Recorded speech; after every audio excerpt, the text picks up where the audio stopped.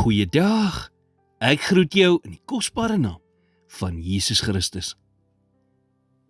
Wanneer jy werklik aan Christus behoort, verander iets diep binne in jou. Dan gee sy Gees jou 'n nuwe natuur, en daardie nuwe natuur kan nie gemaklik wees in sonde nie. Ons almal struikel en val. Maar wanneer jy doen, is dit belangrik dat jy terugkeer na God met 'n berouvolle hart. Dit is wat dit beteken om 'n kind van God te wees. Maar as jy sonde beoefen en daarin bly wandel sonder bekering, dan wandel jy nie met God nie. Daar is 'n groot verskil tussen om te struikel teenoor om in sonde te leef. Wanneer 'n mens struikel, is jou hart bedroef omdat jou hart daarna verlang om God te behaag. Maar wanneer jy in sonde wandel, wys dit dat jou hart steeds aan die wêreld vasgeketting is. 'n Mens kan so compromise met sonde, dat jy jouself oortuig dat dit wat verkeerd is, eintlik reg is. Abraham het gedink, hy doen die regte ding toe hy Hagar geneem het om vir hom 'n kind te verwek. Maar hy was verkeerd.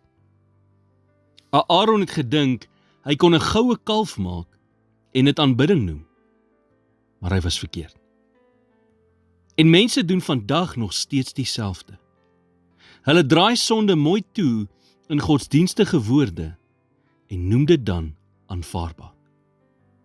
Maar God sal nooit iets heilig verklaar wat hy reeds onheilig verklaar het nie.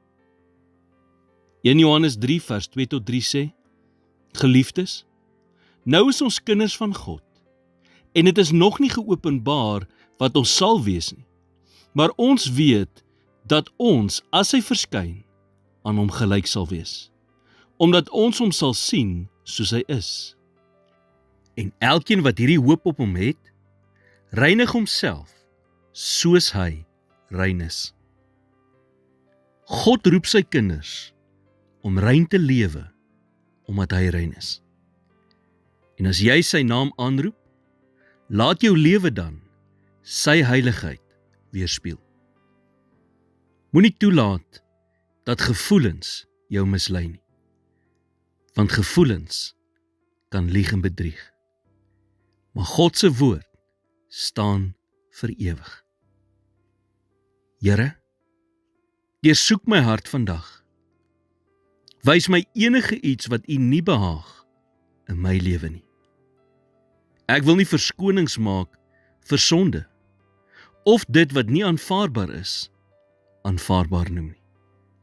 Ek wil rein leef, net soos wat U rein is. In Jesus naam bid ek dit. Amen.